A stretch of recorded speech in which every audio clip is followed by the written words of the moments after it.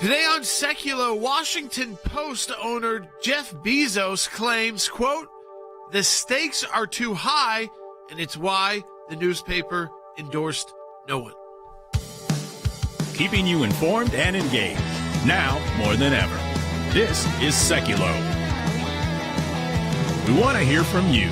Share and post your comments or call 1-800-684-3110.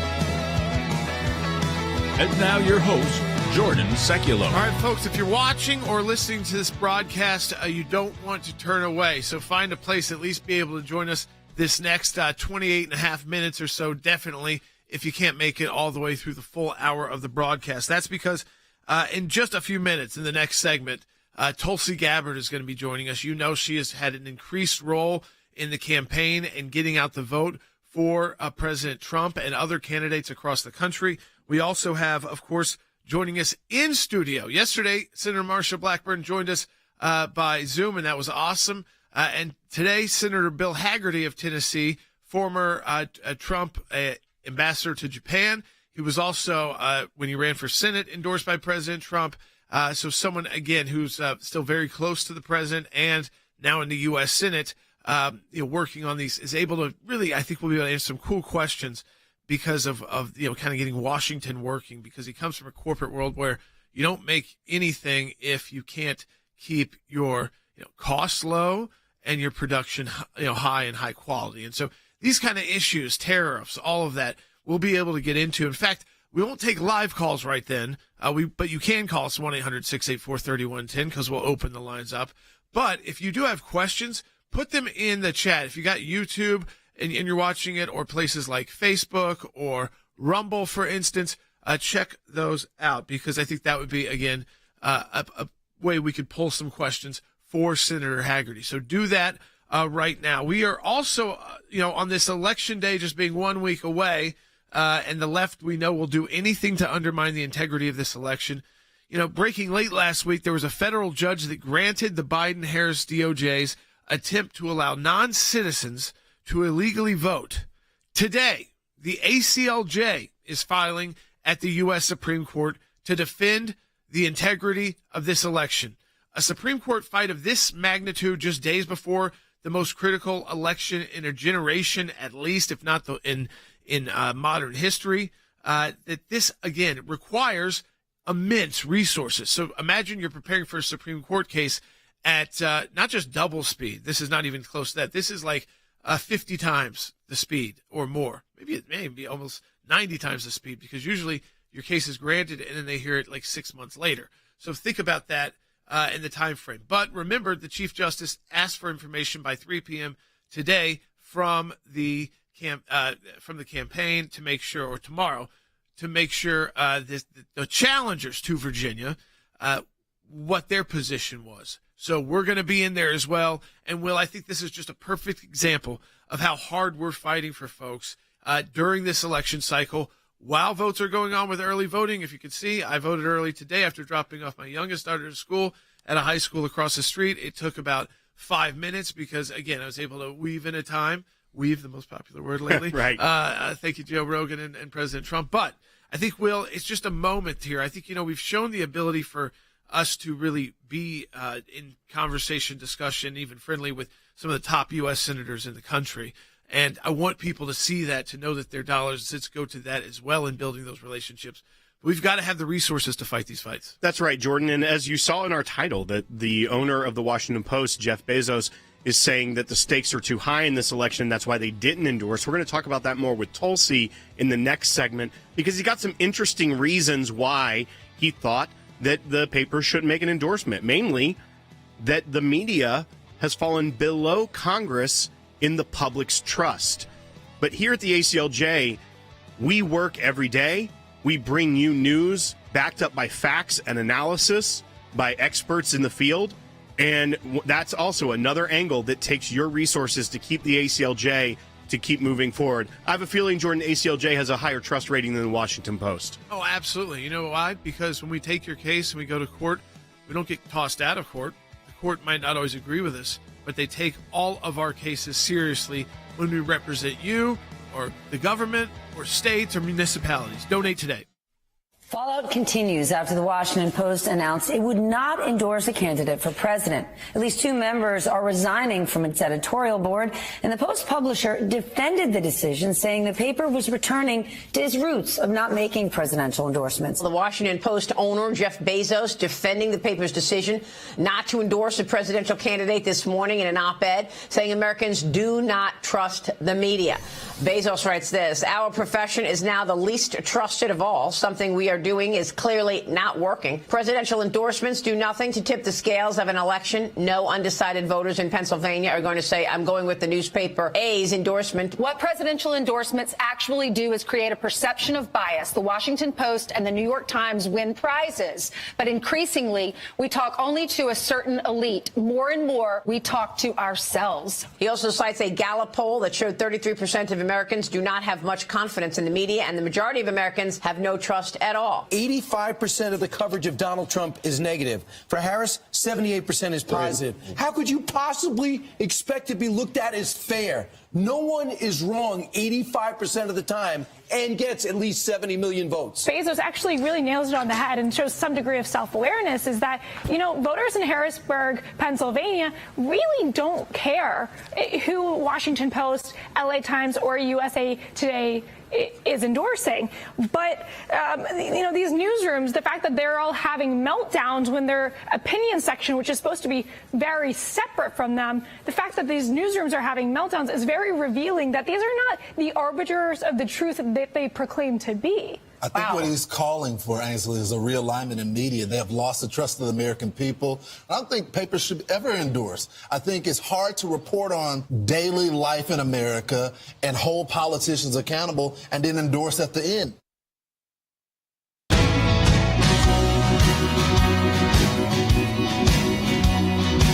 All right, folks, start getting your calls in at 1-800-684-3110. That's 1-800-684-3110. Can you believe it? We are just a week away from Election Day. We're also, folks, a week away from hopefully a week, maybe in a day, depending on these slowdowns in Pennsylvania and Wisconsin, Michigan. We'll talk about that later in the broadcast as well. Again, determining who the next president of the United States will be. And I want to tie that right in because a great friend of ours, of course, a member of the Seculo team here, a former Democratic Congresswoman and presidential candidate, Tulsi Gabbard. And Tulsi, now a Republican. You're campaigning all across the country. And I wanted to go to this question because it tied into kind of the media and why we play the role that we do, which is we tell the truth. If things are tough and it's going to be a hard battle, we don't put rose-colored glasses on. If we think it's a slam dunk, we'll call it a slam dunk too. We're not afraid to do that. But the idea here, Tulsi, that Amazon, Washington Post, as I like to call it, has decided to endorse no one. To me, that's very unique in the sense that Jeff Bezos and these other billionaires that have tried to buy newspapers to influence realize they are losing influence because of their bias, or at least perceived bias. Yeah, it's exactly. I mean, it's a very transparent exposure of what their real motives are. It really is interesting when we see how many people in the mainstream media are so freaked out by Jeff Bezos' decision to not have the Washington Post endorse any presidential candidate. I think his op-ed was very well written and was very crystal clear. I think a lot of these other legacy media organizations should kind of take a page out of his book and recognize what he pointed out, which is the American people trust the mainstream media less than they do Congress, and Congress is always at the bottom of that list. Yeah. And so they should really look in the mirror and ask themselves, why is that? Why is it that the American people trust Joe Rogan way more than they trust any of these mainstream propaganda media sources? Is because they are biased, and they are spreading propaganda. And as much as people like to say, oh, well, nobody cares who these papers endorse, I don't really believe that. I was kind of surprised. I was sitting at the airport the other day. Don't ask me which airport, but I was sitting next to a guy who had the New York Times, like the actual newspaper, open, and he was reading it page by page like we used to do when we were kids. We need to be able to trust these organizations not to favor one candidate over the other. And in the case of the New York Times and many others, that's just not the case. Yeah, I mean, I think, if you did fair comparisons and policies, and there's some policies they might like from Harris, but there might be a few policies they actually do like from President Trump.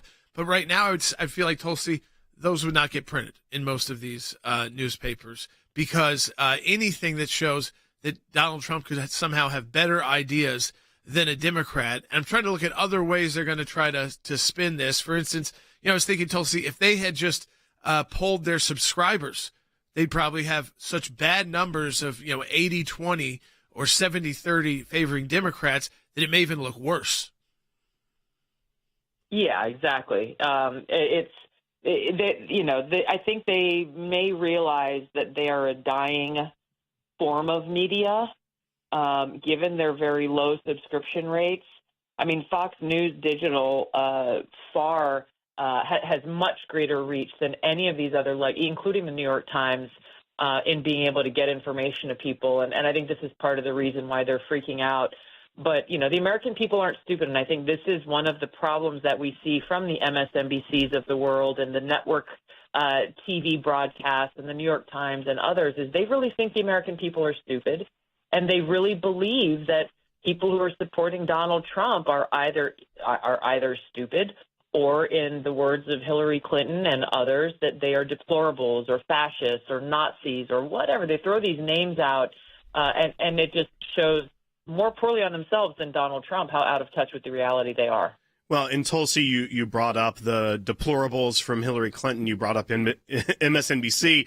You basically hit all the points I was going to ask you. Is that you were at Madison Square Garden on Sunday night at that Trump rally, and every single media outlet leading up to it, almost, I will give maybe, except for a few, were showing the imagery from the 30s and calling not just President Trump the fascist Nazi, but looping in anyone else in that stadium as being a Nazi as well. The imagery that they showed mostly was of the crowd from 1939 that were doing Hitler salutes. But then they weren't showing you the diversity of the crowd, how many Jewish Americans were in the crowd holding up the Israeli flag. Not something you would traditionally see at a Nazi rally if they were being honest with people. But does that just further discredit and honestly show where Jeff Bezos understands that the media is way out of their lane? Completely. And it just shows that they are intent on pushing a very specific narrative in their hopes to try to sway voters and influence this election. It was really insane to see what MSNBC was airing, and it's just so extreme that I have a hard time believing that any rational, open-minded person would buy into that. But also, I got some text messages after the event from college students and people who just graduated from college who unfortunately did not make it into Madison Square Garden because it was packed. And they were texting me saying, hey, we were partying outside. We were having a great time. This kid happens to be Indian American. He has friends who are like all different races, ethnicities. They were having a blast outside. They were streaming the speeches on their phones and laughing hilariously about the fact that they were all being called neo-Nazis. It was just so absolutely ridiculous. But again, they're selling this because they really think that people are that stupid as to buy into it. Tulsi, I was going to ask you this too. You've been traveling all across the country. You said, don't even ask me where I was last night. Where are you today? And kind of what's your schedule? Because I think what I love telling our team is we've got so many folks associated with us in different roles as surrogates out there for President Trump. Just interesting to see in these final week of the campaign where you're going and where you'll be. Yeah, so, we are literally 7 days out from an election night where we hope that, as President Trump says, the results will be too big to rig. But the rigging, the shenanigans, of course, we're paying very, very close attention to what's happening out there as people are casting their ballots. I'm on my way to Wisconsin. I'll be boarding the plane shortly. Bobby Kennedy and I are going to have our final Reclaim America event. We've done them. I think this is number 6 or 7 in the Battleground states. We'll be in Madison, Wisconsin, that a lot of people are saying should not even be on the map for President Trump. But this is the second or third event I'll be doing in Madison. Bobby Kennedy and I will be there tonight. And then tomorrow I'll be with J.D. Vance. We're doing a veterans-focused town hall in Pennsylvania and Bedford County. And then I will be, I actually have to step away for a couple of days. I have our Army Reserve duty in Oklahoma at Fort Sill. And then we'll be doing a big event in Georgia. Myself, Danica Patrick, Sage Steele will be out doing an event in Georgia, and on from there, making that last minute pitch. And Tulsi, I wanted to ask you about those events you had been doing with RFK, and the fact that you're going into Madison twice, which is usually seen as kind of a bastion of liberalism that sometimes even, comes down, makes it difficult for Republicans to even go and speak. But are you getting better feedback because it's you and RFK and so from those who may have grown up more on the left side of politics, and they say, well, if they're willing to do this, I'm willing to at least come and listen. Yeah, there's no doubt about it. I was just there a few days ago, and we had a beautiful event out on a farm, and I stuck around after just to talk to people who were there. We had great turnout. We had about 500 people out there, and a number of people, I lost track of how many people came up to me and said some version of, I've never been to a political event in my life. I'm so glad I came. Others saying I'm a lifelong Democrat, and this will be the first time I'm voting for a Republican in my life. Different versions of this, and I specifically people saying, Tulsi, I'm here because of you. I'm voting for Donald Trump because of you. I'm voting for Donald Trump because of Bobby. People who have supported us, who trust us, and who are trusting our confidence in President Trump and why we're doing all we can to get him elected, and knowing that this is the best choice in this election for our country. It's very hope inspiring. Yeah, Tulsi, this is our first day of our matching challenge, which usually starts at the beginning of the month. But we're doing it today because we put together a special election integrity unit. We call it's at aclj.org/protect the vote. And we've got people out there, if they donate today and during this first week lead up to the election, we've moved up our matching challenge so that we have all the resources we need leading up to Election Day, because we've already handled some of those, on Election Day, Tulsi, and then after Election Day, if these counties are not finishing their votes and the poll watchers aren't allowed in, all those kind of issues. And so I think for people to hear from you how important it is to have organizations like ours ready to go with the funds necessary to do whatever we need to do. Please donate. Every single vote must be counted as it's cast in this election. We cannot trust that there aren't those in different states who will try to manipulate the outcome of this election. It's up to us to make sure that that integrity is there. And I want to thank ACLJ for your leadership in making sure that happens. Please donate. Your vote and your donation could make the difference. All right, we'll be right back. The state of Virginia has asked the Supreme Court to hear their voter roll case. We've talked about this case before a number of times. We're filing in this case. 6,000 names, individuals who voluntarily, they were filling out forms. So as forms they filled out, who are either lawful residents, permanent residents, not always permanent residents, but again, they also mark that they're not citizens, so they're not eligible to vote in a presidential election or probably any elections in Virginia. But Virginia wants to make sure they're not on the voter rolls. You would think this is like common sense, and that the Commonwealth of Virginia, the government could just do this, and that's that. I mean, it was forms that these people submitted themselves. So not really any questions about, was this partisan done, or was this done because people felt intimidated? No, not at all. Virginia is just continuing what they have been doing, and this is under a law that was signed into law by Governor Tim Kaine, who was Hillary Clinton's running mate back in 2016, senator from Virginia, former governor. This was a law passed by Democrats. This is not some Republican push in 2024 to make news around the election. This is just them trying to defend the sacred right to vote for American citizens. If you've got an issue and you think it's something that is a potentially legal question, or that you might need an attorney representing you or helping you, go to aclj.org/election hotline. If you're hearing from someone else, try to get them or provide their information. We can only represent people who the incidents actually happened to. So, again, maybe you just need information. You're concerned about, where do I go early vote? Or you think that your vote wasn't counted, or that maybe something about, maybe you're volunteering and someone said to you, you're not allowed to give that out, this close. We will, if we need to do a quick review of the laws about how close can you get to the polling place, go to aclj.org/election hotline.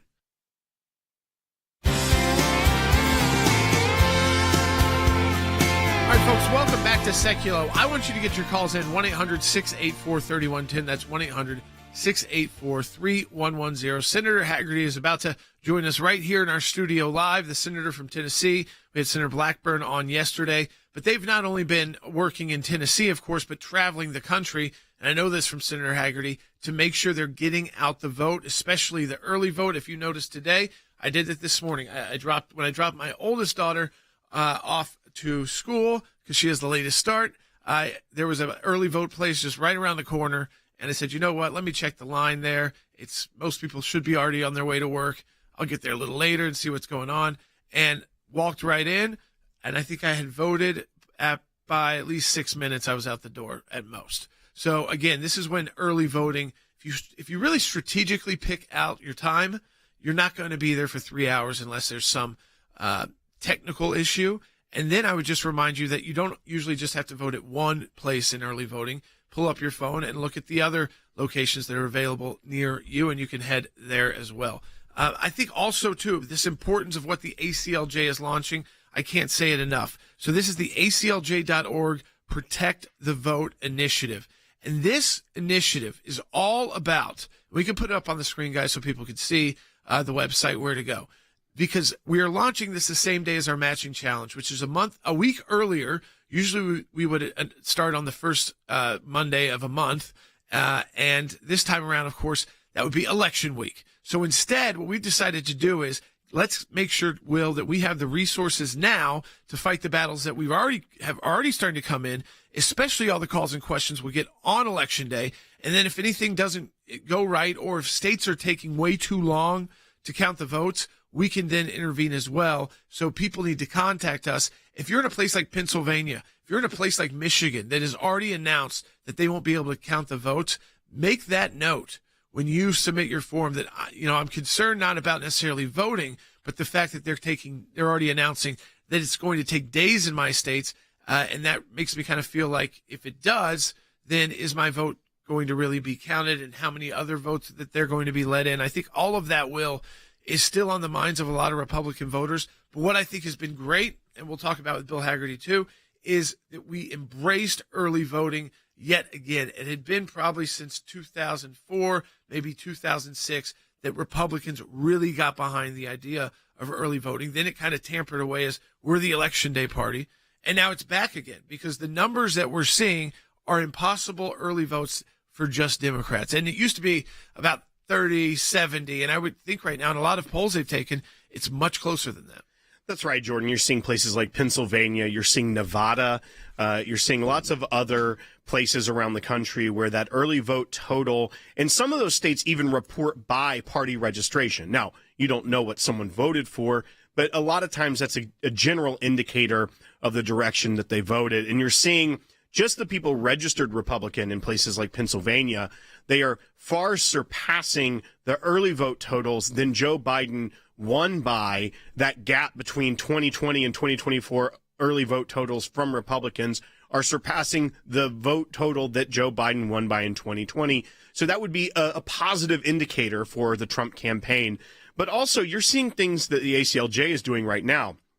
Filing today at the Supreme Court in support of the position that Virginia is taking, that they should be able to take people that have identified as non-citizens off their voter rolls before an election. The court has fast-tracked at least till now.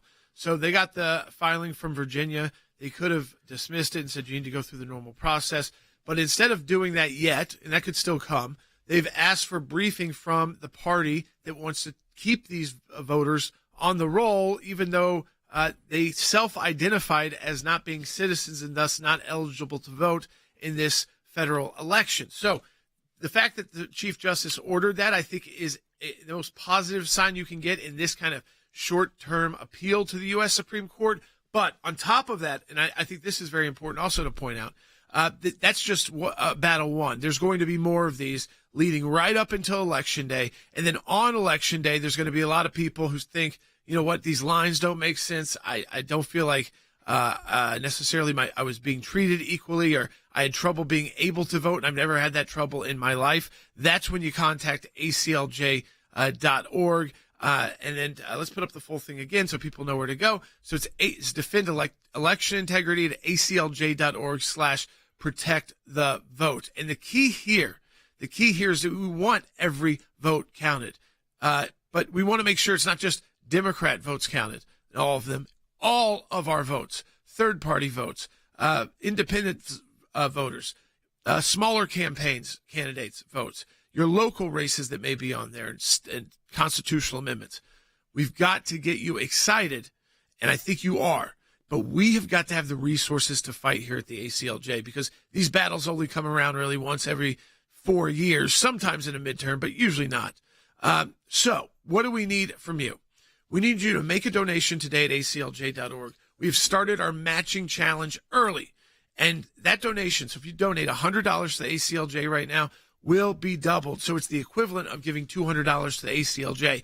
And when I look at this, Will, and I say, this is why I want to tell people we decided to do something we never done before, which is launch the match early, because we wanted to have a period of time in that match to fill the coffers for Election Day activities and post-Election Day activities. That's right. And as you mentioned, we've already started our Virginia push when at the Supreme Court, when we go through all the things that are necessary there by filing a brief and hoping that the court takes it up. But we're also looking at other issues. There was that issue that we looked at in Pennsylvania that we talked about right at the end of that broadcast. Our legal team is looking at where the election board, a county election board, said, hey, it looks like 2,500 ballot applications, because the ballot application there actually goes pretty late in Pennsylvania, were dropped off, and we have concerns. This is the election board saying it, that these are fraudulent applications. So these are issues that ACLJ is looking at, we are on top of, and we are going to continue to move forward with these issues as they rise up. But there's also a way, if you're seeing that, you can go to aclj.org/election hotline. That's another website we have that if you specifically have an issue, if you want to give during this drive where we have 1 week and we were trying to fill that goal of getting donations doubled, but you can also go to aclj.org/election hotline if you have for people to go. Is that going to be quicker? That is if you have an issue. If you have an issue or you want to know your rights as you go into the polling place, aclj.org/election hotline has resources for you and a way to contact us if you're seeing an issue. But if you are feeling good about where you're at, or you've already voted and you want to contribute to the ACLJ, aclj.org/protect the vote. That is the place you can go right now and participate in this match. Yeah, and we really need you to do so. It's not that we don't have the staff. We have them. It's not that we don't have the national reach to be anywhere we need to be. We've got that. But we've got to have the resources to say, well, if it's 6 or 7 states that are still not finishing their vote count, there's a problem there. We need to, the government needs to go in, Secretary of State's office needs to go in and figure out, why is this happening when we are using electric machines and again computers? Why is this so difficult to vote with tabulation and issues like that? Give us a call, 1-800-684-3110. Senator Hagerty should be in the studio with us in the next segment. I understand I've been caught in some Nashville traffic before in my life, a day or two, as the team here can definitely attest to. Support the work of the ACLJ during this matching challenge. Double the impact of your donation at aclj.org. So we've got the resources to fight for election integrity. We're already filing at the U.S. Supreme Court today. This election is crucial. Your voting rights are under attack. The radical left wants to legalize what went wrong in 2020. Mail-in ballots, banning voter ID, and ballot harvesting, risking fraud. With Biden-Harris policy inviting illegal immigrants, fears of non-citizen voting rise. The ACLJ defends your right to vote. Our legal team is fighting in battleground states and filing lawsuits. We won the Trump ballot ban case at the Supreme Court and are ready to return if needed. Breaking news. The Supreme Court rules former President Trump back on the ballot. President Trump is going to remain on the ballot. Go to aclj.org/election hotline.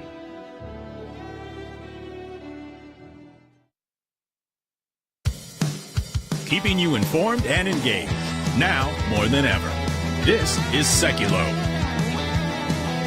And now your host, Jordan Seculo. All right, welcome back to Seculo. We are going to take your calls to 1-800-684-3110. And let's take one of those now, Will, and go to Ronald in South Carolina. Hey, Ronald. Yeah, we have Ronald on line 2. You're on Seculo. Yeah, thank you for taking my call. I just early voted, and it's interesting here when I put out the sample ballot, they're actually, in my state of South Carolina, they're actually going to make an amendment, a statewide constitutional amendment to our Section 4, Article 2 for relating to voter qualifications. And it's going to read, or should read, that it must be a citizen of the United States and of this state and the age of 18 and above, who is properly registered, is entitled to vote as provided by law. And they I think they're just trying to, Ronald, what they're doing is trying to create clarity. And we've got Senator Hagerty of Tennessee. Senator Hagerty, I remember back when we were looking at this issue after the last election, and your general counsel contacted us and said, we want to do like a review kind of where these voting laws are. How did it get so loosey-goosey with these secretaries of states? And what we found was that in a majority of states, secretaries of states have this one-line provision that allows them to basically do whatever they think is best to get out the vote if there's some kind of emergency, which you can understand, that's a pretty broad term. But with that kind of power, we then had to decide, it's time for the Republican Party to double down on early voting. And it's a message I've been hearing from you leading up to this final week before the election. And I know you really went all in on that issue. And just explain to people, they've still got time, that here's Senator Hagerty telling you why it's a good idea to vote early. Well, listen, we saw it happen in 2022, like 2020. These Secretary of State, a lot of actors that were acting well beyond their constitutional authorities, engaged in changing the rules in the middle of the game back in 2020. There's a lot of angst and upset about that, and rightfully so. But what we found is there's no court in the nation that's going to come back and undo the results of an election after the fact. Yeah, very difficult. So we got to deal with it on the front end. In 2022, many of those changes have been legislated. And what I saw in case after case, I was very optimistic. I was out campaigning in 7 states. With my hopefully future colleagues, and I thought 3 or 4 of those candidates would win and wind up serving with me in the Senate. In fact, only one of them won. That was Ted Budd in North Carolina, and everybody else lost, even though we were up in the polls, a day or two before Election Day. And when we went back and analyzed what happened in each state, Jordan, what we realized is that we got beaten on the ground. Democrats had put a machine in place. They changed the rules. I mean, Pennsylvania, great case in point. I've been spending so much time in Pennsylvania. I just got back last night, actually, from there. Great case in point. They moved to 50 days of early voting. They mailed ballots out to everybody. And, they created a situation where John Fetterman, who could not even speak at that point in time, wound up with a greater than 700,000 vote margin the day of his debate with Dr. Oz. Yeah. I mean, it was out of control, but we knew that we had to do something where we could get our folks out to kind of not just square off the game, but now we're starting to see polls. I love this exit polls showing that early voting in a lot of the most tough battleground states is very close if they track Republican, Democrat. And if not, just the numbers alone are very high. Which means that they're not all Democrats in those votes. I'm very optimistic about the early voting numbers that we're seeing. In Pennsylvania, we have dramatically decreased the edge that Democrats had. We're not going to be able to close that, but we're going to be able to show up on Election Day with a much more achievable goal. Dr. Oz won on Election Day in Pennsylvania by 400,000 votes last time, but Fetterman, again, already had over 700,000 vote margin going into it. So I think we've got a real chance to turn things around in the states that we're coming in, and I'm seeing very encouraging news on these early calls. 1-800-684-3110. Senator Bill Hagerty is joining us. We'll have a little bit more time to talk in the next segment of the broadcast, go through some issues as well, so you don't want to miss that. Share it with your friends and family wherever you're watching the broadcast. And if you're listening to the broadcast right now, Don't tune away. Don't shut it off. Wait just a couple minutes, and we will be back with more from Senator Hagerty. Support the work of the ACLJ. We've launched our matching challenge, which is usually at the beginning of a month, today on defending election integrity. And we want you, if you've got a problem, to go to aclj.org. Fallout continues after the Washington Post announced it would not endorse a candidate for president. At least 2 members are resigning from its editorial board, and the Post publisher defended the decision, saying the paper was returning to its roots of not making presidential endorsements. The Washington Post owner, Jeff Bezos, defending the paper's decision not to endorse a presidential candidate this morning in an op-ed, saying Americans do not trust the media. Bezos writes this: "Our profession is now the least trusted of all. Something we are doing is clearly not working. Presidential endorsements do nothing to tip the scales of an election. No undecided voters in Pennsylvania are going to say, I'm going with the newspaper A's endorsement." What presidential endorsements actually do is create a perception of bias. The Washington Post and the New York Times win prizes, but increasingly, we talk only to a certain elite. More and more, we talk to ourselves. He also cites a Gallup poll that showed 33% of Americans do not have much confidence in the media, and the majority of Americans have no trust at all. 85% of the coverage of Donald Trump is negative. For Harris, 78% is positive. How could you possibly expect to be looked at as fair? No one is wrong 85% of the time and gets at least 70 million votes. Bezos actually really nails it on the head and shows some degree of self-awareness, is that, voters in Harrisburg, Pennsylvania really don't care who Washington Post, LA Times, or USA Today is endorsing. But, these newsrooms, the fact that they're all having meltdowns when their opinion section, which is supposed to be very separate from them, the fact that these newsrooms are having meltdowns is very revealing that these are not the arbiters of the truth that they proclaim to be. I think what he's calling for, Ainsley, is a realignment in media. They have lost the trust of the American people. I don't think papers should ever endorse. I think it's hard to report on daily life in America and hold politicians accountable and then endorse at the end. All right, we are back with Senator Bill Hagerty of Tennessee, a great friend of ours here at the ACLJ. And, of course, we're located in one of our offices here, the big production office right here in Tennessee. And Senator Hagerty, one thing we've talked about, too, is this idea.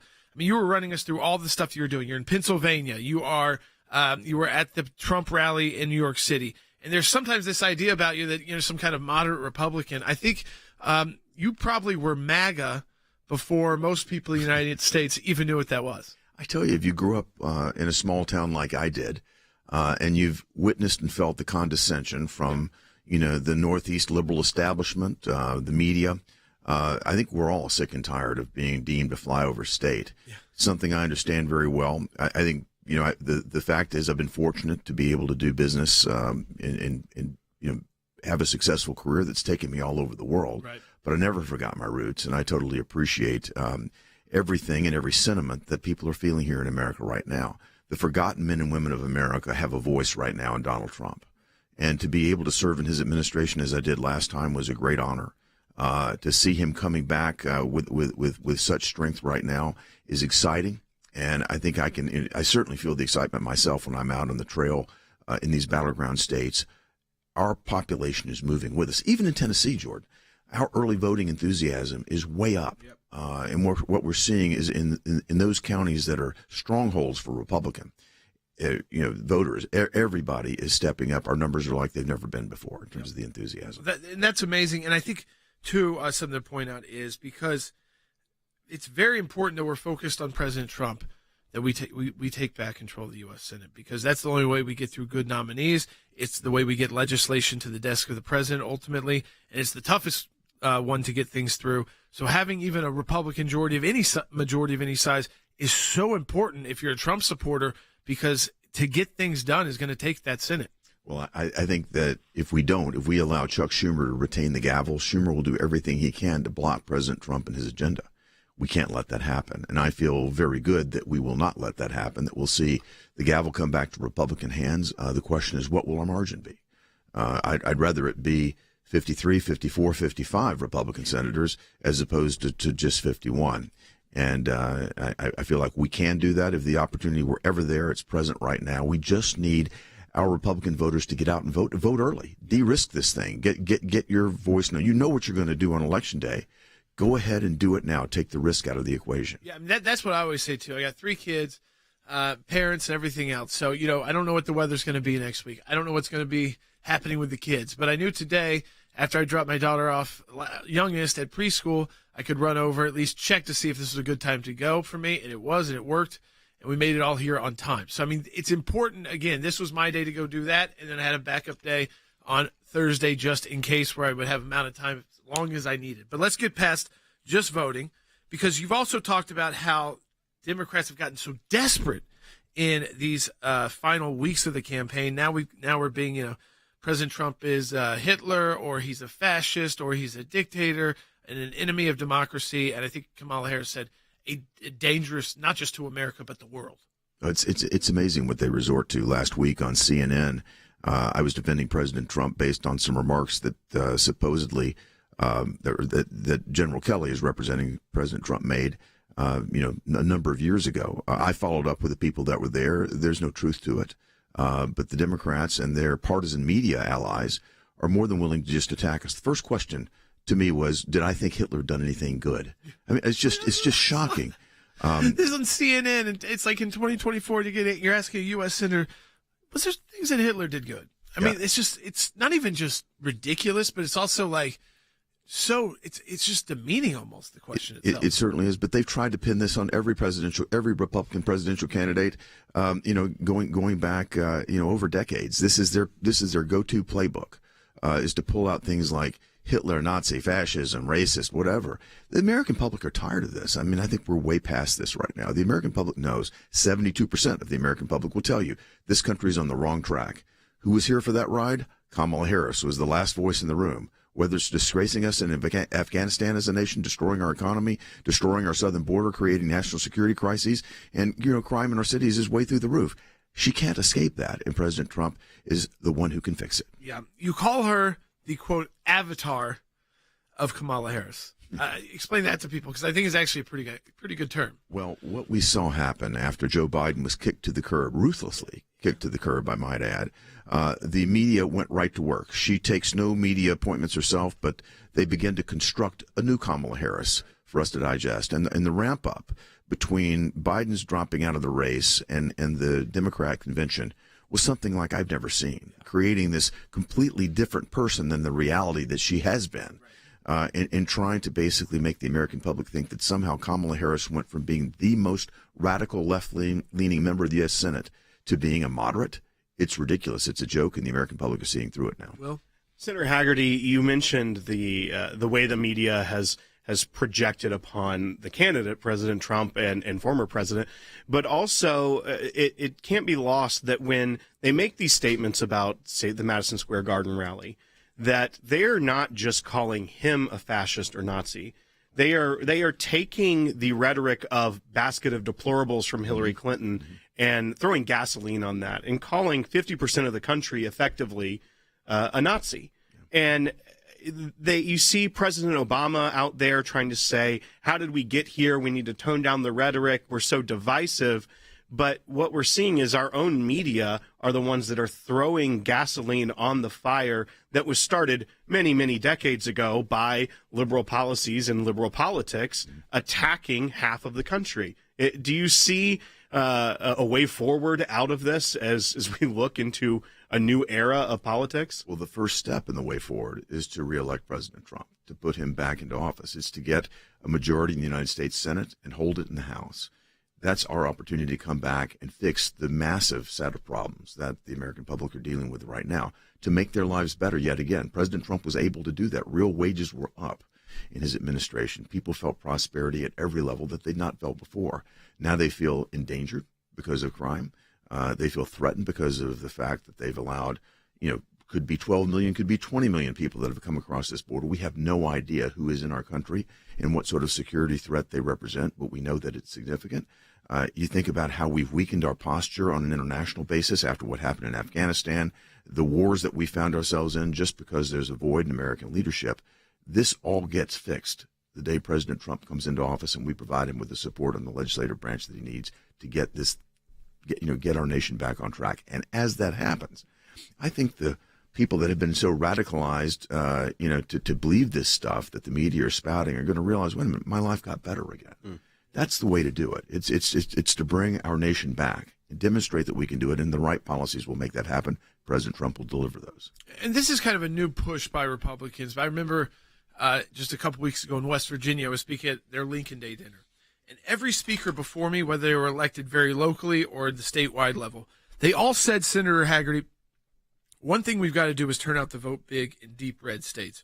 We know we're going to win the Republican votes, but there's an importance to this election, not to actually how to become the president, but how to kind of make it clear to the Washington elite that you are here and that the American people really did want you. That wasn't some 5 or 6 million vote discrepancy. But if it's close, I think that kills that whole notion from the Dems that we need to go to, basically, letting everyone, all these kind of ideas that no more electoral college. And of course, then I think about us in Tennessee and I think, would we get any visits? Never. No, if we do away with the Electoral College, and again, you got to go back to the founding of this nation. The only way they were able to bring smaller states into the fold was to agree to allow each state to have a voice. The Democrats, of course, would like to take that away so that 5 large states could control the outcome of every election. That shouldn't happen here in America. That's a founding premise and a promise that our forefathers made to us as we brought this nation together. I do think, though, that the Democrats have begun to lay the predicate for making the argument that if President Trump doesn't win the popular vote, that he's somehow illegitimate. You saw them take action in Colorado, Massachusetts to take him off the ballot. These are blue states. They just wanted to reduce the absolute number of votes that he has so that can, again, feed this, divisive argument that they're going to come up with, if they can, that somehow President Trump isn't a legitimate winner. And just quickly, we've got less than 20 seconds here, really. But the idea of, you were in Pennsylvania, and I know how key that's always been as someone who's been in the campaign world for a long time.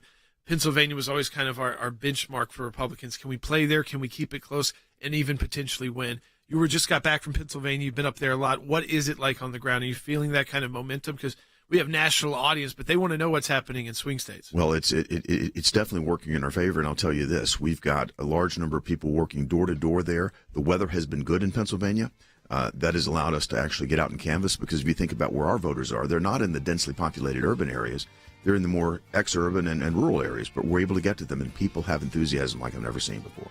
Senator Hagerty, thanks for being in here with us and taking that time to actually be in the studio. It's great to have you. It's one of our best senators in the U.S. Senate. Now, let me tell you folks what you can do. We are launching our match early so that we are prepared for any election day or post-election day, or even now if you've got questions on early voting. So you can go to aclj.org/election hotline if you need to contact us and you believe that you need legal assistance, and we will contact you. Support the work of the ACLJ.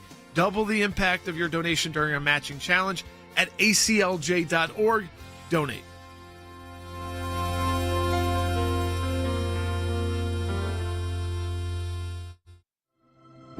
It was April 29th, 2024, and I was in deep prayer late at night and honestly, grieving. Personally, spiritually, reaching out for something to hold on to. God said he wanted me to announce a special that will showcase hope in Jesus in what can feel like extreme darkness in our country and the world.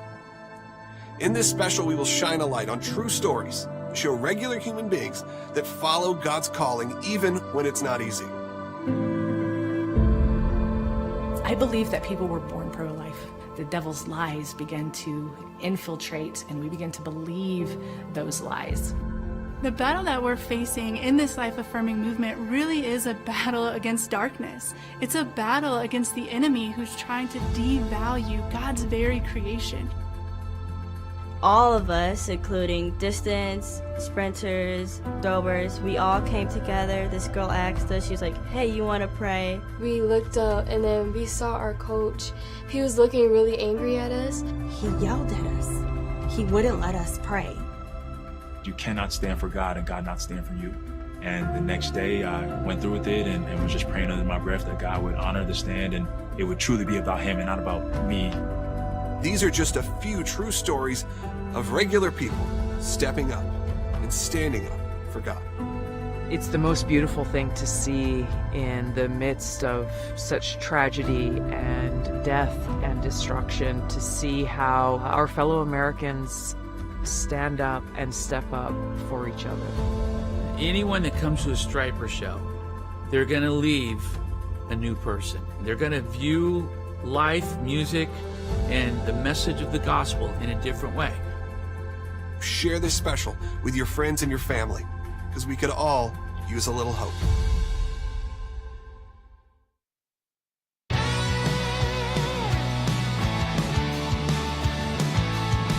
Welcome back to Seculo. We thank Senator Hagerty for joining us in studio today, and Jordan will be joining me as soon as he and the senator are done talking right outside the studio.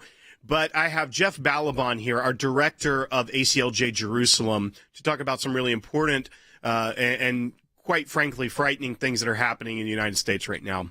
And one thing you may not know about Jeff Balaban, we talk about the great work that he does here for the ACLJ. Every day, you see him frequently talking about our work with ACLJ Jerusalem. But Jeff is the former head of communications and spokesperson for CBS News. Jeff knows what the news media looks like from the inside.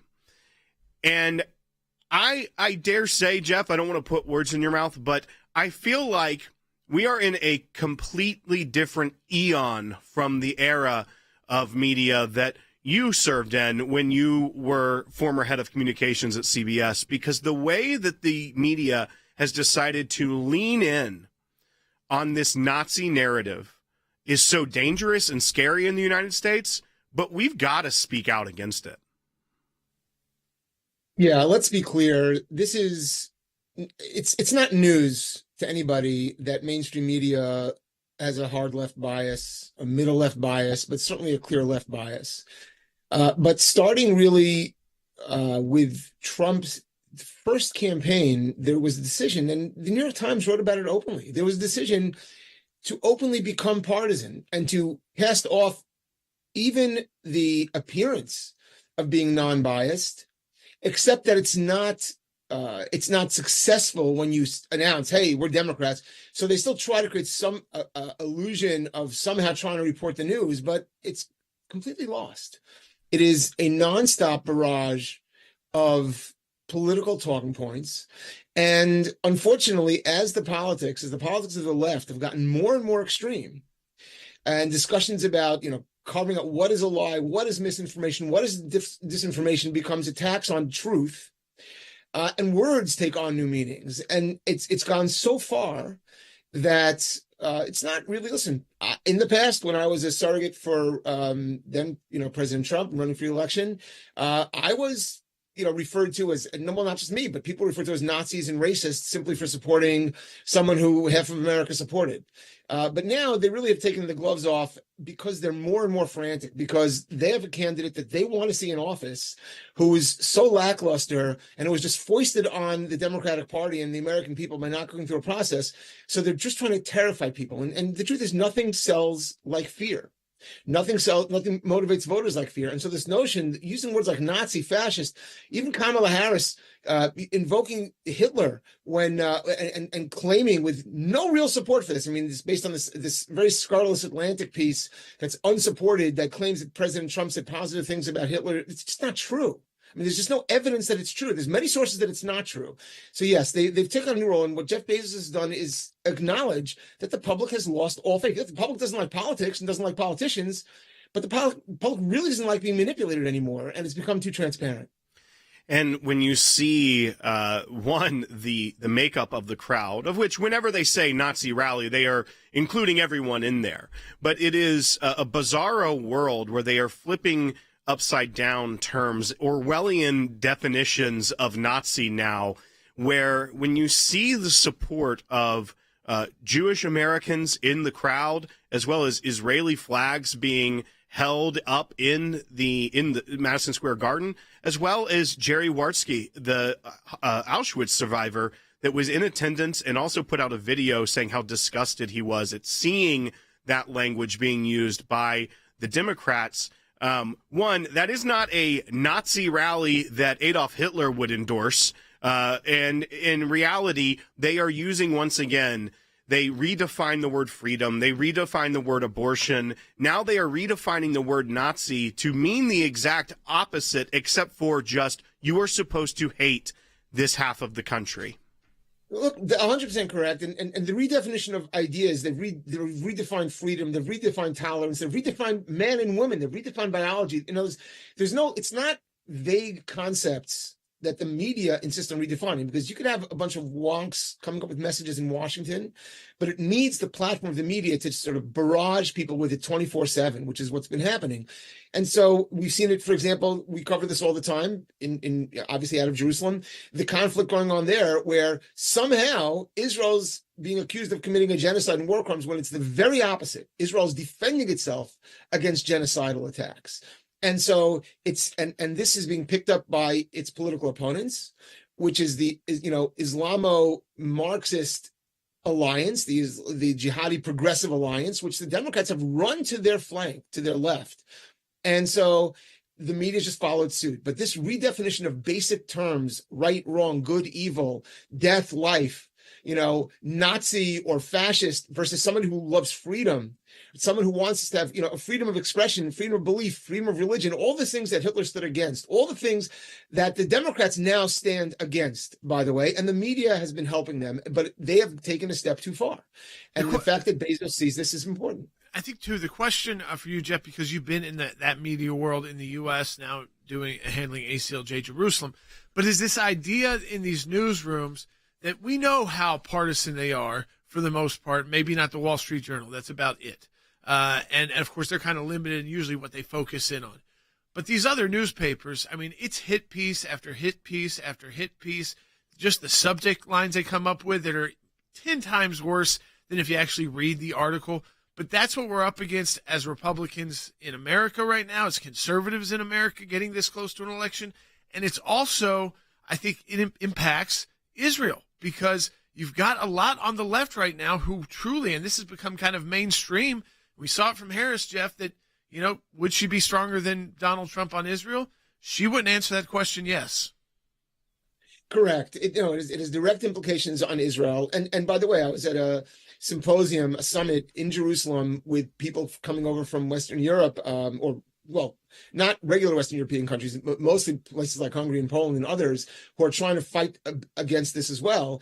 And we're talking with the significance that the American election has now on anti-Semitism globally, on the ability of Israel to defend itself. Look, we didn't really get a chance to talk about it today, but the Iran strike, Israel had to really maneuver a whole bunch of limitations and shackles that the administration put in as though they're an aggressor. Israel's a tiny regional country that had to extend itself through its ingenuity to fly out to another country to stop the barrage of missiles and to stop its nuclear ambitions. None of this would have happened if we had a strong pro-Israel and, more importantly, pro-America administration. Yeah, the truth is, and Jeff talked about this, but Will, when you talk about the response from Israel to Iran, and the world will never report this as what the truth is, it was tactical and strategic. It was not to kill civilians. That's just what the difference is between how Iran fires missiles and how Israel fires missiles. It's the same thing when you look at the pager attack in Lebanon, which Israel is not taking credit for, but you can kind of read the signs, or even the way that they took out the leadership of Hamas or the leadership of Hezbollah. It's all targeted. It's not meant to cause or inflict harm on the populations around them. You know what, folks? We are launching, of course, our election hotline. That's at aclj.org/election hotline. And we start our matching challenge early because we need the resources, the money to be ready to go on any voting integrity issues, both before, during, and after the election. So double your impact today. Donate at aclj.org. If you want these elections free, fair, and protected by us, aclj.org. Donate today. Your gift will be doubled.